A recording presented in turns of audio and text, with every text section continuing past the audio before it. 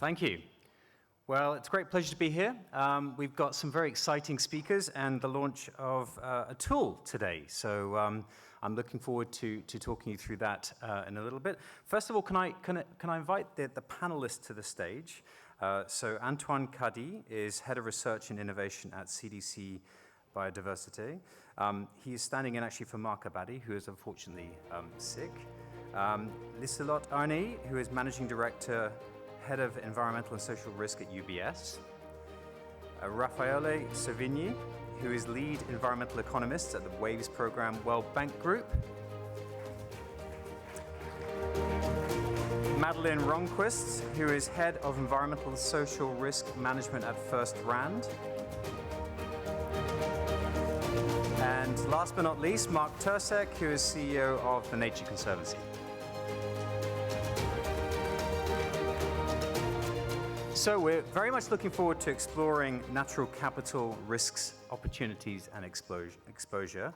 But before we do that, it's my great pleasure to invite to the stage Ambassador Livia Agosti, Swiss Ambassador to France.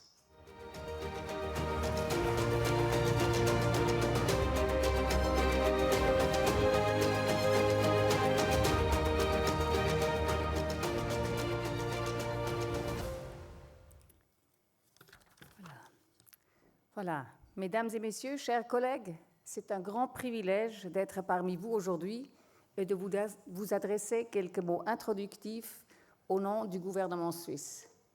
But don't worry, I know that the spoken language is English, so I will switch immediately. I would like to thank the UN Environment Finance Initiative for the organization of this important session. The collaboration with Natural Capital Finance Alliance has led to significant results, which will be presented today. Climate-friendly growth has been a topic of increasing importance for Switzerland's development cooperation. Under this heading, we have been supporting measures for more efficient use of resources in urban development, energy supply, and the private sector. The goal of such investments is to foster a low-carbon economy more resilient to the effects of climate change. The financial sector plays a key role here due to its capacity to leverage. It can effectively accelerate the transition to a low-carbon economy. For this reason, we have been collaborating for many years with financial institutions in emerging markets and developing countries to improve lending to the real economy. This includes supporting financial institutions in applying the Equator Principles and improving corporate governance practices. Switzerland has been an early mover to promote the development on green bond market. This year, we have launched a new partnership with the IFC in order to catalyze scale financing for the green economy in emerging markets, where the largest climate mitigation potential lays. The objective is to foster the improvement of standards and better practices to build a transparent and strong green bond market. At the same time, there is recognition that environmental risks will increasingly threaten financial stability. Furthermore, no one disputes the need to internalize negative externalities. Combining these two aspects is the strength of the Natural Capital Finance Alliance. Once data and methodologies are available, financial institutions and the market will take them up and transform economic activities to be more sustainable. The question is only, how fast will this process be? We are therefore pleased to launch in 2015 an important collaboration with the UN Environment Program and NCFA in the context of the Advancing Environment Risk Management Program. This is an initiative to develop methods and tools to map natural capital risks across lending investment portfolios. It aims at strengthening the financial health of portfolios and increasing the financial interests in the state of the natural environment. Today, we are launching Encore, Exploring Natural Capital Opportunities, Risks and Exposure, a key outcome of this program. Encore is a web-based tool linking environmental change with its consequences for the economy. It is designed for financial institutions to assess their exposure to natural capital risk in a systematic and comprehensive manner.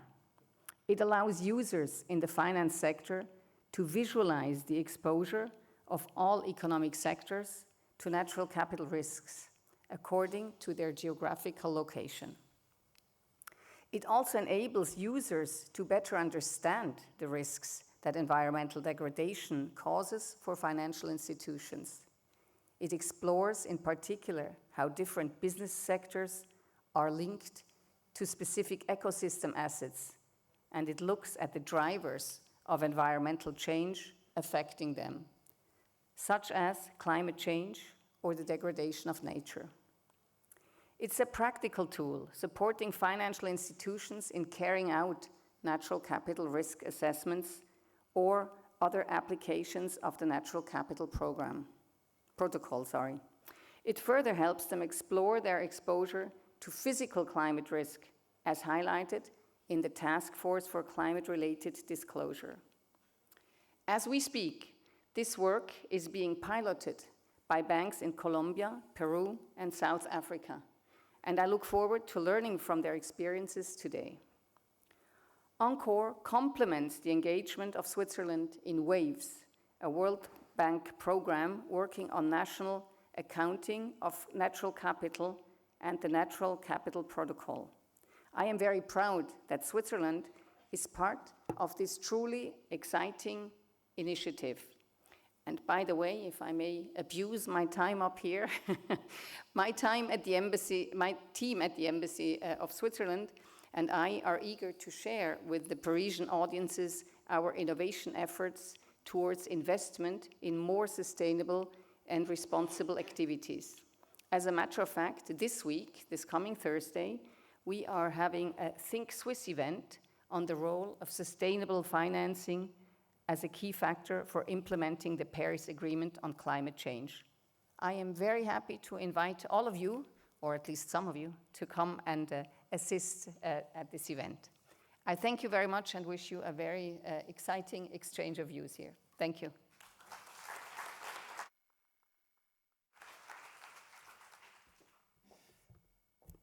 Wonderful, thank you, Ambassador. So Benjamin Franklin once said, "When the well is dry, then we know the worth of water." Clearly, with respect to natural capital, we don't want to wait until there isn't any left when we actually understand what the worth of it is. There has been a major focus on climate change risks and energy transition, and that is appropriate. These are major risks. But surely this should not be at the expense of natural capital. And it could be. A recent report by WWF found that pollution, deforestation, climate change, and other man-made factors have created a mind-blowing crisis. Global wildlife populations have fallen by 60% in just 4 decades.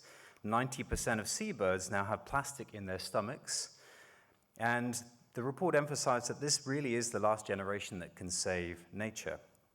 So earlier this year and last year, I was privileged to be part of the high-level expert group on sustainable finance, whose recommendations culminated in the EU Sustainable Finance Action Plan. And we spent a lot of time thinking about which interventions would be appropriate in the financial system that would drive the allocation of capital to meet the 180 billion a year financing gap to meet Europe's climate and energy goals. But do we know what the financing gap is for nature? That's a little more difficult to understand. And why is this important? Well, that's pretty simple, and I think we'll hear about this from the panelists. We do actually need healthy ecosystems to survive. Some years ago, we, Trucost, put together with PwC an environmental profit and loss statement for Puma, one of the first of its kind, which looked at the impact and dependency of Puma on nature. And this has evolved in Puma's parent, Kering, to really some very strategic and tactical actions that that group has undertaken. For example, soft integration into the supply chain, amongst many other interventions that they have made as a consequence of truly understanding their dependency on nature. Since then, the Natural Capital Protocol has been developed by the Natural Capital Coalition, which has been road tested by more than 300 organizations, companies mostly, and many companies are integrating this into their risk management practices. But what about financial institutions? So some work has been done, and in fact, we're currently working right now with some banks on looking at natural capital risks and how you can incorporate those in the context of credit risk exposure. But it's complicated and it has been a little patchy. So financial institutions wishing to understand and assess their exposure to natural capital risks have really there's been a lack of comprehensive and systematic information available to many financial institutions to do this analysis. Earlier, I heard Minister Poisson say biodiversity is the next frontier of sustainable finance. So today, really, I'm genuinely delighted to announce the joint effort between UNEP Finance Initiative and the Global Canopy Program in launching this new tool, the Encore tool. So can we please cue the video?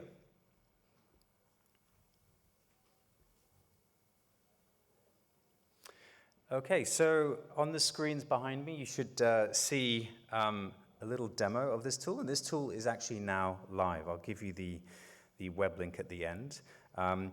The Natural Capital Finance Alliance, in partnership with the UN World Conservation Monitoring Center, is proud to introduce Encore, a web-based tool designed for financial institutions to explore natural capital opportunities, risks, and exposure. Encore. The tool enables users to understand how businesses depend on ecosystem services, the underpinning natural capital assets, and how drivers of environmental change may affect them.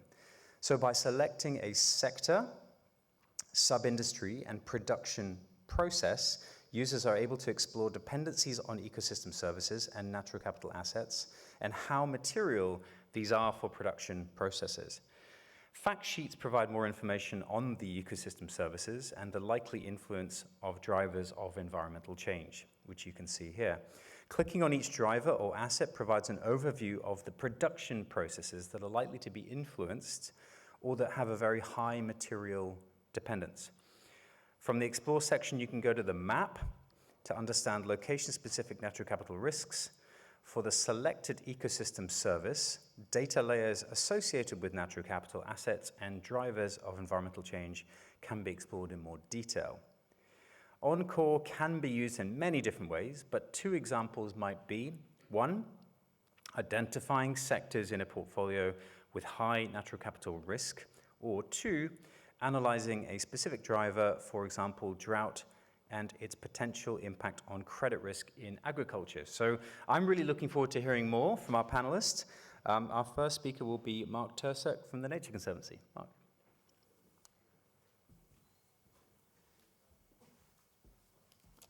Good afternoon, everybody. I've been asked to provide an overview of the state of natural capital and offer some reflections on how the banking sector can better incorporate natural capital risks and opportunities into banking decision-making. It's a question I've been thinking about a lot. I spent 25 years working as an investment banker at Goldman Sachs, and the last 10 years as CEO of the Nature Conservancy. So first, let's take a quick look at the state of nature and trends around it. I'm going to assume you're all familiar with the WWF report we just heard about and the recent IPCC report. If we maintain business as usual, the world is on a self-defeating trajectory. We're using up natural resources and atmospheric space faster than nature can replenish itself. So let me look ahead for a minute. The Nature Conservancy, my organization, with the University of Minnesota and 11 other academic institutions, looked hard at two different futures for the world between now and 2050, a business as usual scenario and a sustainability path. The good news is the paper shows a sustainable world in 2050 is achievable with existing technologies and without major trade-offs between planetary sustainability, economic growth, and human development. Yes, to do this, we need to make some very big changes, starting with our energy and food systems, but we can have a more prosperous and sustainable world in 2050 A world that sustainably produces some 50% more food than today, 50% more energy than today, and meets the needs of some 10 billion people. The key message from this analysis is that people and nature can thrive together, but neither people or nature can thrive unless the other does. Now let me turn to the question of finance. I want to talk about one of conservation's biggest challenges: how to pay for protecting nature at scale to ensure we reach that sustainable world in 2050. Let me start by identifying the 5 essential things I think we need to do. First, we need to be far more effective at influencing government policy. We need policy and programs that support investments in nature.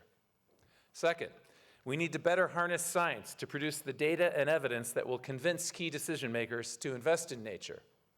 Third, whenever possible, we need to organize our projects and our initiatives in ways that generate cash flow so that we can raise investor capital. Fourth, we need, therefore, to be very creative and attentive to financial engineering. And fifth, I think we need even more collaboration across sectors. In sum, excuse the parlance, please, we all need to become investment bankers for nature. I don't have time to go into all of those, so let me talk about 2 of those 5 things that I emphasize. Number 1, and in my view, by far the most important thing to note, we need better government policy. This is a discouraging topic in some places, especially my home country these days, but nevertheless, there's reasons to be encouraged. I'm going to highlight 4 good examples. First, putting a price on carbon. Putting a price on carbon can unlock investment flows. So even in the US, while we lag, I apologize, California is always a leader for us. California has an up and running cap and trade program. California is showing you can grow the economy robustly and reduce emissions. And in California, they allow for forest offsets. It's a very small part of the program. We hope it will become bigger, but already some $700 million has been raised to invest in nature, forests, and the capital has been provided by selling offsets into the California market. Second, another policy, we need to push countries to use the mitigation hierarchy. That is, avoiding, minimizing, and then mitigating impacts to ensure that all infrastructure investment is sustainable. This really can work, but it takes government leadership and upfront planning. Third, we need governments to incentivize climate-smart agriculture. Fourth, we need policies that recognize and incentivize the use of natural infrastructure, such as expanded urban greening for stormwater management, or the use of reef and wetland restoration to reduce coastal risks from extreme weather and sea level rise. So, first and foremost, effective, creative, innovative government policies, in my view, are the most important tool to unlock sustainable investment flows. The second part of my argument, and we just saw a glimpse of this with Encore, is that we need better science, evidence, and data to convince government decision makers to invest in nature. I just really want to emphasize how important data and evidence are to unlocking new sources of capital.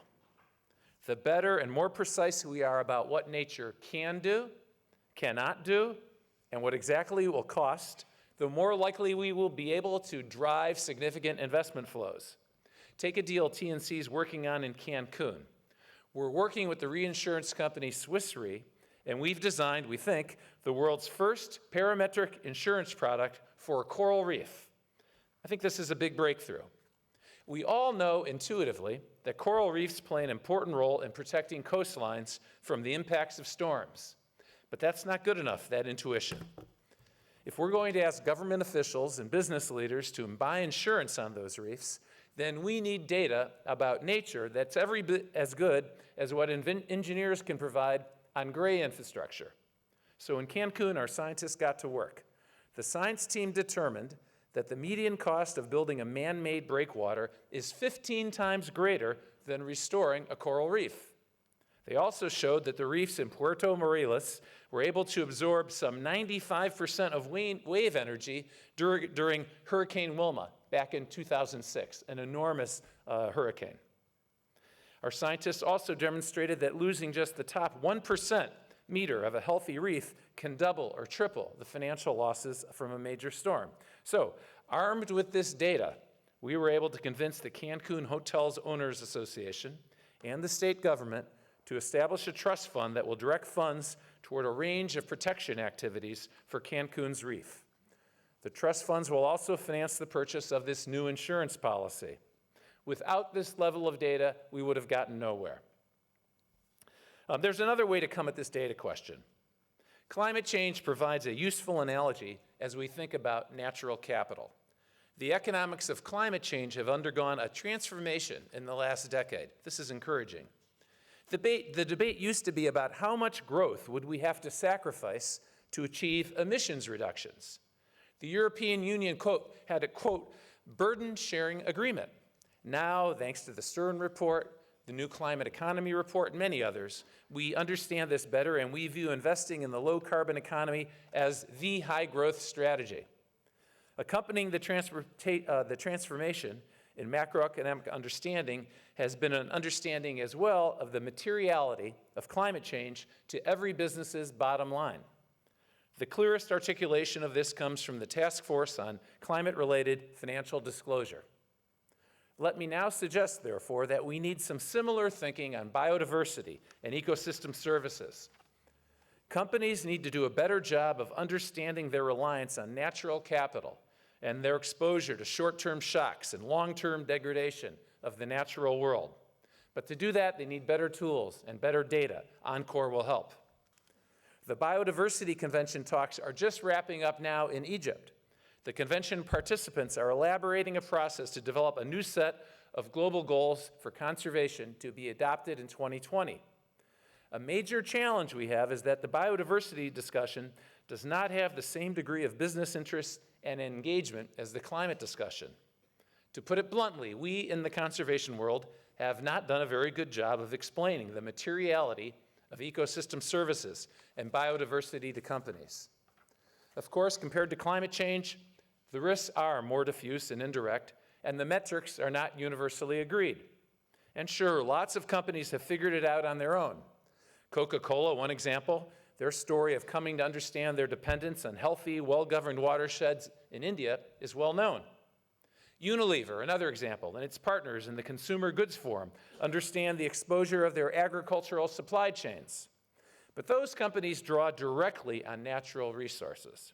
We still have a lot of work to help companies understand these kinds of dependencies. The coral reef insurance case is one example of applying data to find innovative financing solutions in a specific place. My main point here is that if we're going to succeed in understanding natural capital risk and dependencies, and ultimately in mobilizing investment flows in nature, we can't wing it. We need to keep building the precise data that shows exactly what nature can do and how companies and sectors rely on it. For environmentalists, it means we have to speak in more compelling ways about the opportunities to invest in nature. So, let me wrap up. That means we need better, smarter evidence. We need to be very precise about exactly what investments in nature will and won't do, where the risks lie, and what we know and what we don't know. We need to realistically structure deals in a way that will work for investors, and we need to provide better tools and metrics to help companies and investors understand their dependence on natural capital so they can adjust their strategies and practices to enhance natural capital rather than degrade it. I look forward to exploring this further with the panelists and all of you. Thank you very much.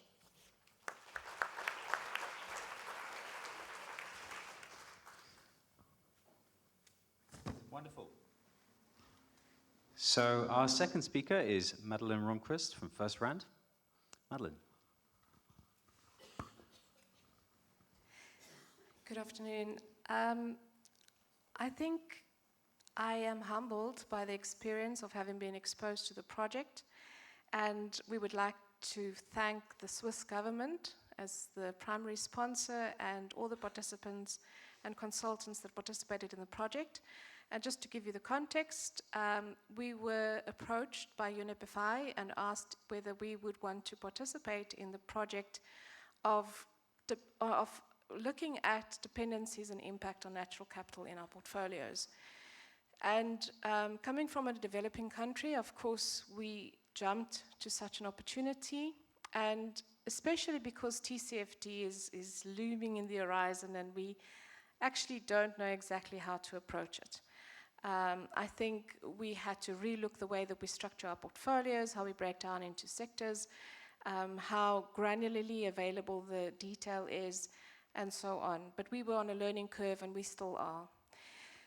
And so then we started out by looking at our largest exposures financially, the thresholds, and then going a little bit lower in terms of looking at where our largest exposures are, where we are currently already being challenged significantly in our portfolios. And so we decided to take agriculture as an example. And in our retail banking area, 30% of the exposure of the total loan book is in agriculture. And there are many reasons why we focused on that. I mean, food security is very important for South Africa. Drought, some of my colleagues this morning already mentioned the fact that we either have severe droughts or severe floods in South Africa. All indications are that in the next 30 years or so, we will become more of a desert. We hear that large cities like Johannesburg will be running out of water by 2021. So there's also a big problem with governance and infrastructure development, and the projects are behind schedule, but then we've also been significantly impacted by climate change. And the reason we wanted to focus on agriculture was already that we had been experiencing business rescue, business rescue cases where the farmers simply went out of business. They could no longer conduct their business.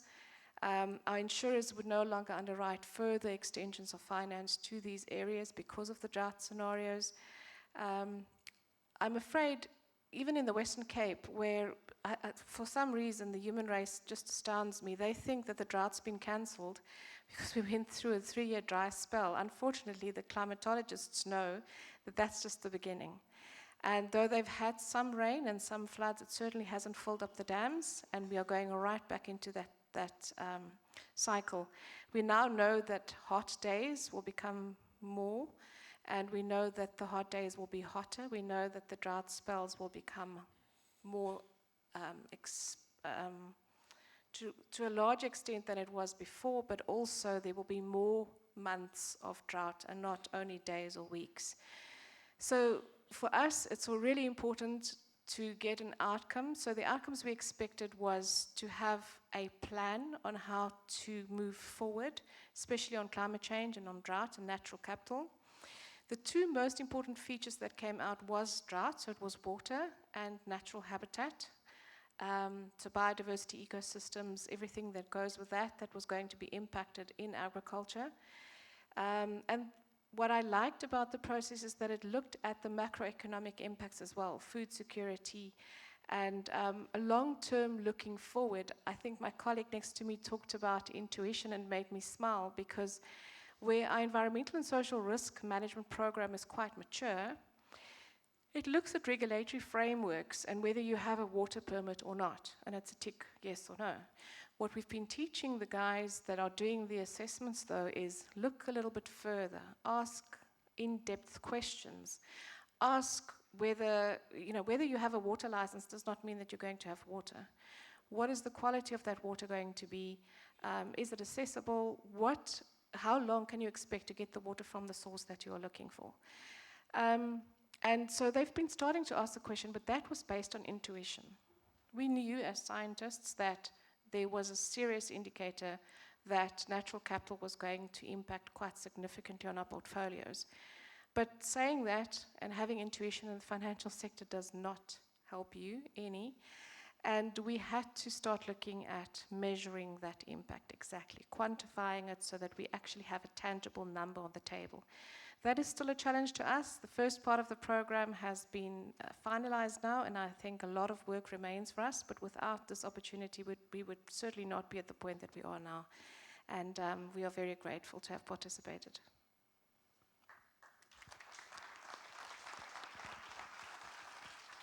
Wonderful, thanks Madeleine. Look forward to exploring more about your experiences of the tool later. So third speaker is Raffaele from the World Bank WAVES program. All right, good afternoon, and thanks a lot for the opportunity to join this very interesting session. I guess a few things I'd like to emphasize. First of all, I think it's very timely to have this session, and I think it gives us comfort that there is really like a critical mass of interest and action going on in this space. Just to mention that we're having our own Natural Capital Policy Forum in this very building, just a few rooms away from here, and that's good. I mean, it's not really a bad thing to have two meetings on the same topic, because I think we need a lot of energies and different perspectives to really tackle it. So just a few words on what is the entry point from the World Bank perspective. We've been active in this space for maybe a decade and a half almost now, and the ambassador earlier mentioned the generous contribution of Switzerland along with other donors to the WAITS program. So that's one area. We've also been working quite a bit on more at the global level, coming up with kind of global indicators of sustainable or unsustainable use of the environment. We've been developing these adjusted net savings. We just released a few months ago our kind of a flagship report on the changing wealth of nation.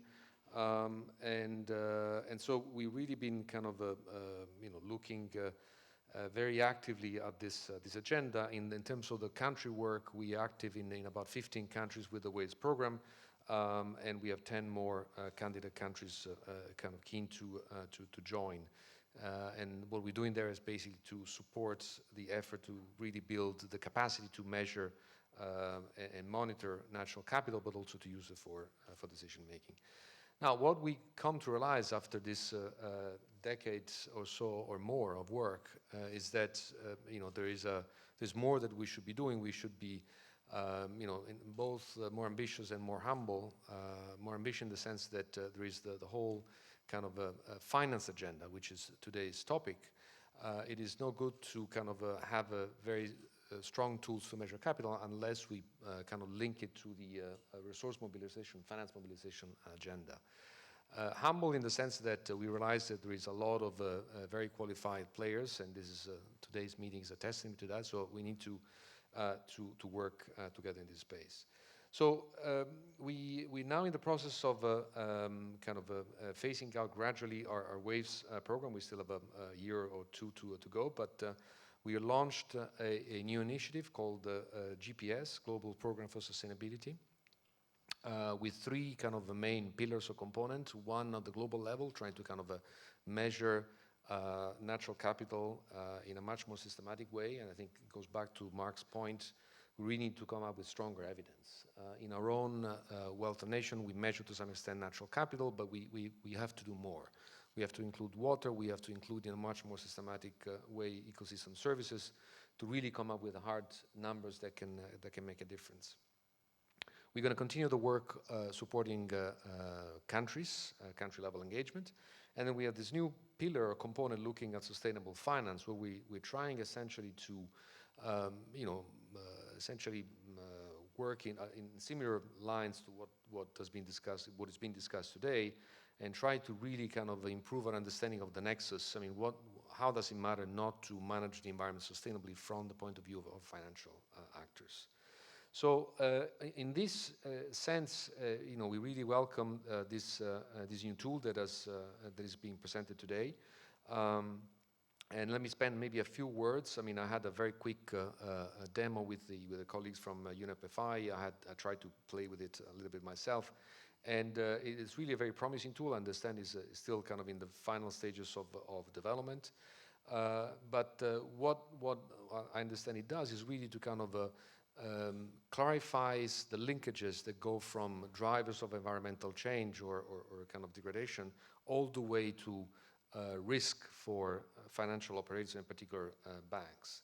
So I think it's very helpful because it doesn't necessarily cover the full spectrum of kind of the financial actors, but it's zooming into one. So the risk, if I understand correctly, to banks that derive from the fact that they're providing, or they consider providing lending finance to firms that might be exposed to risk in a particular sector. Well, perhaps I think it's And this is where I think we need to work more together. What I think it's also important is not to overlook, let's say, the public policy dimension. And I want to link back to what Marc was saying earlier. In a way, I think, and this is why also in the new program that we're launching, we would like to zoom in into one related aspect, but perhaps separate, which is the market for sovereign bonds. And because there we find that the linkage between the financial dimension, the ability of countries to attract capital, is very much linked to the ability of the government of those countries to put in place better policies. And so what we need is to basically use the efforts and the work that we developed along with other partners for the last couple of decades, all the information that we have on natural capital, its use and misuse and so on, try to see if we can encourage improve the data first of all, and then encourage research that will better quantify, what is the risk that countries face, in terms of their own ability to mobilize financing for their sovereign issuances when the natural capital is not being managed properly. And that, of course, will create, I think, a powerful incentive for public sector reform. But I think also the tool that has been presented today, this is where maybe perhaps we need to shift a little bit the perspective. I mean, what I personally wouldn't want to see is that, because some sectors are overexposed to natural capital risk and so on, all of a sudden capital flows away from it. I mean, it's just a matter of how these sectors are managed. It's not that any sector is necessarily bad. It's a matter of kind of encouraging the use of more sustainable technologies and production methods and so on. And so this is where I think we need to kind of establish a stronger link between these tools that can raise red flags for the banking sector is being exposed to risk that might kind of explode in the near future, but also red flags for the governments of those countries that need to put in place better policy, better incentives to actually steer the production activities of those sectors in a different way. So I think just to come into to closure for this round of discussion, I mean there is a lot of activities out there, but I think we really need to kind of keep on working together, keep on joining forces, and each of us with its own comparative advantage to tackle this agenda, which is not something that we can address in the next few months. It's a longer term endeavor, but we need to start somewhere. And I think this platform it's a good place to start and for doing more in related sectors. Wonderful, thanks, Raffaello. So swiftly on to Liselott from UBS. Thank you and good afternoon. It's rather getting late, so it's about also keeping you awake. I could immediately jump into the discussion because a lot of important stuff has already been mentioned, I think, which I may just repeat now, but from another slightly different perspective. From the perspective of not of a bank which has a big exposure to emerging markets in its lending portfolio, but from a bank which has its exposure primarily in developing countries. Our biggest lending exposure is in Switzerland.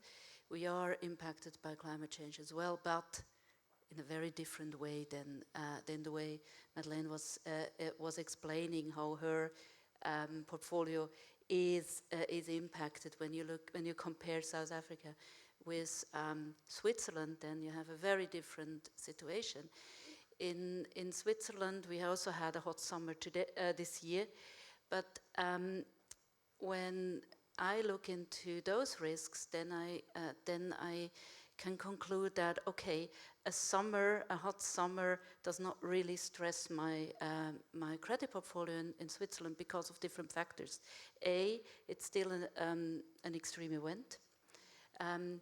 B, the companies are pretty well capitalized, so from a financial perspective, maybe less exposed. We have good insurance, so the insurance is still stepping in today.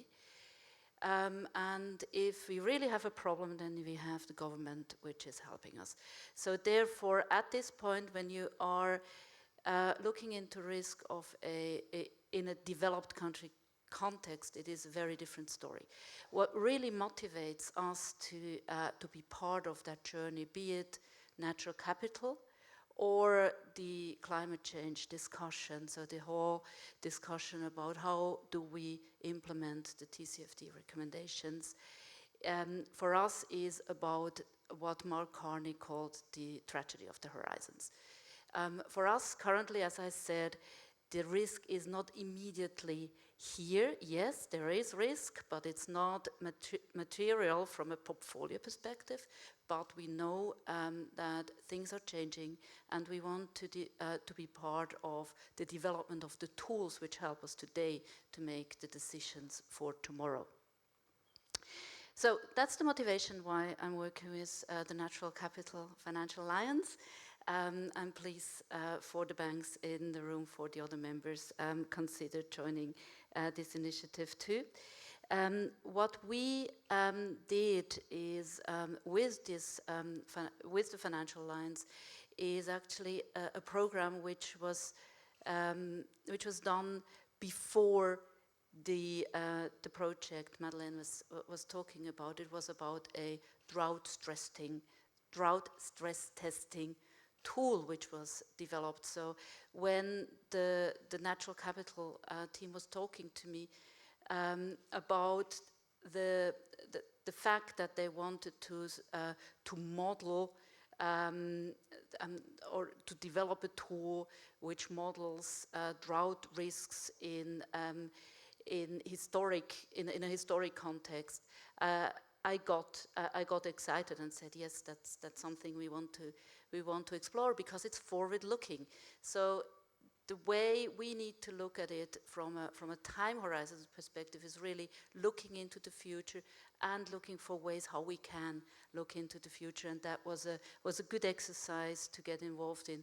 What we then decided is that we look into our lending portfolio in the US, because that was nice. There was a nice link to the scenarios that were actually developed by the Natural Capital Financial Alliance. And what we saw under extreme stress of our portfolio was what I described to you before about Switzerland, slightly differently. But basically what we saw is, yes, we do have exposure to those risks, but those risks don't necessarily translate into, or the environmental risk does not necessarily translate into a financial risk if your portfolio is well diversified, if you have well capitalized and well rated clients. So it was very helpful in learning to think about what are the relevant questions for developing those, I call it the tools which help us to look into the future. Good. Now, talking about this tool which is being launched today. When I was in the train from Zurich to Paris, and it happens often when I cross the border, then I start thinking a little bit in French. It's a bit rusty, but comes back. And so I was reading the title, and the title is Encore. Now, before Christmas, in my function, it can be understood as encore un tool. Encore. So again, a new one. Again, one. Okay. I was hoping for enfin. The tool. Right. So I was been thinking about, is it closer to enfin or is it encore? So it is enfin to a certain extent. It's a milestone, and it's an important milestone. It's a milestone which gives a good overview of the information which is out there. I think it's the first platform which really brings together a lot of data, a lot of environmental data, makes it accessible, makes it usable. So it's enfin tool which brings this data in a better way to us financial institutions. But it's also encore, because it's not the solution yet. It's still a lot of work to actually get to the point to link it to financial materiality.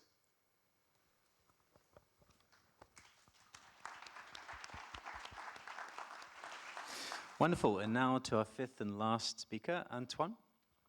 Sure. Good afternoon.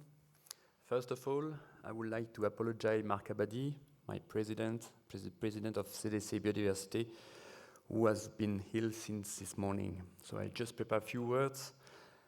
CDC Biodiversité is a subsidiary of la Caisse des Dépôts, created 10 years ago. Our mission is developing solutions allowing to reconcile biodiversity and economy. Our main activities are biodiversity offset, urban biodiversity research, voluntary action for business and financial institutions. More than 2,300 hectares are of land under management, around 70 biodiversity offset projects with duration from 5 to 60 years. We are entirely dedicated to biodiversity action over a long period of time and work with the general interest, developing and implementing economically viable solutions for biodiversity. To achieve these objectives, CDC Biodiversity is committed to being a trusted third party between project owners and developers and biodiversity conservation stakeholders, ensure long-term follow-up and monitoring, and measure results and ensure reporting. We lead a mission for biodiversity and economic with the aim of creating and experimenting innovative tools to reconcile economic development and biodiversity preservation.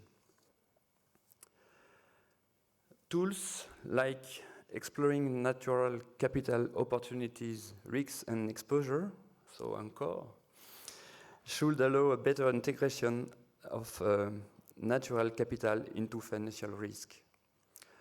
For sure, we have to measure it, and we talk a lot of the necessity of measure. I'm just back from the COP, and we present there the GBS, Global Biodiversity Score, another tool which aim to measure the print of companies on biodiversity. But today, for us, the question is, how can this risk be mitigated? At least one potential solution is to increase ecosystem resilience and contribute to climate change adaptation and mitigation across all funding and investment. This climate change and biodiversity proofing of funding benefits to society at large, but also reduce financial risk for activities with significant dependencies on natural capital. For that, we launched the Nature 2050 program. We develop and support this program, and it aims to do just that, through a truth on the ground project providing climate change and biodiversity co-benefits. Launch in October 2016, Nature 2050 is an innovative tool for financing ecological actions in order to reach following goals by 2050. The restoration and maintenance of biodiversity and ecosystem services, the mitigation of climate change, GHG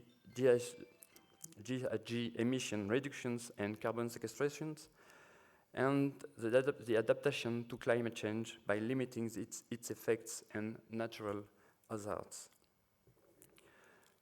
The program is a partnership-based approach that brings together stakeholders, public and private sector businesses who wish to take voluntary action to fund local pro-nature initiatives and use of natural solutions with a long-term commitment.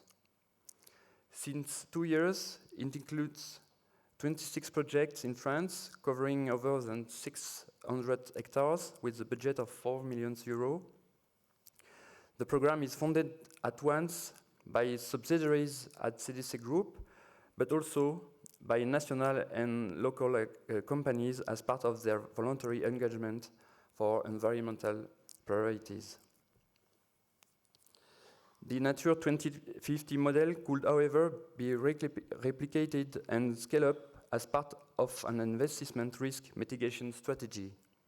We think that several innovations and threats could usefully be learned. Its ongoing research into the necessity to adapt agricultural areas and ecosystems to climate change, its ongoing effort to monitor biodiversity and carbon benefits at low cost, and its financial engineering to ensure long-term management to the areas under the program. With those beliefs, its experience with that kind of philanthropic program could feed into broader risk management strategies. Thank you very much.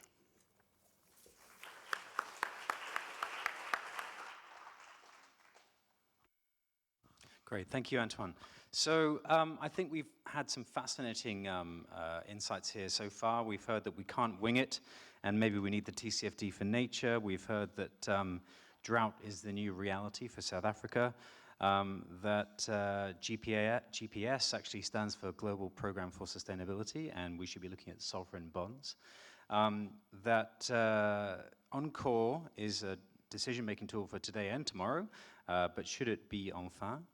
And how partnership approaches can succeed in France, 26 projects, which is very impressive. So we are running close to time, and I don't want to overrun too much because it's the end of the day. I have one question, which I'd like the panelists really to answer in as tangible a way as possible. And my one question is, tomorrow, if you had to integrate natural capital into financial decision-making, how precisely would you do that? Who would like to start? And I'm going to request everyone keep their answers exceedingly short because we are exceedingly over time.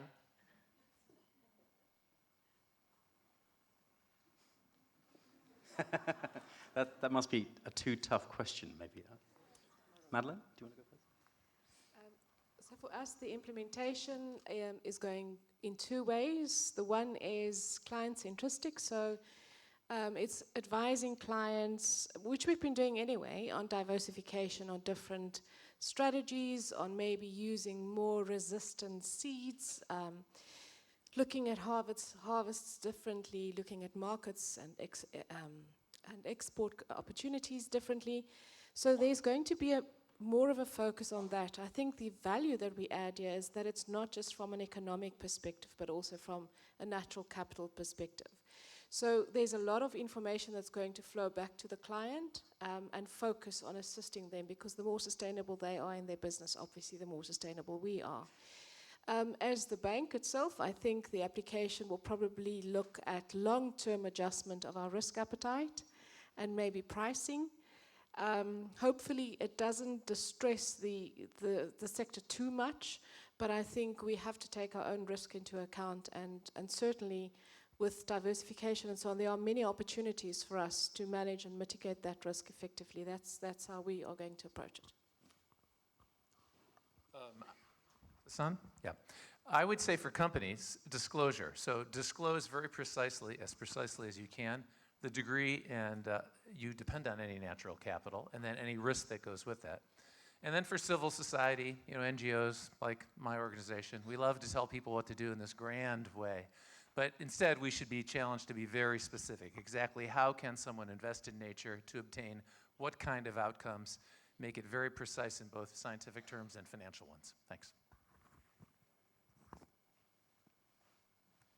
Raphael? I was trying to make a sales pitch before. We have a plan in the GPS, right? So hopefully there was going to be enough interest to kind of get you to join and kind of work with us.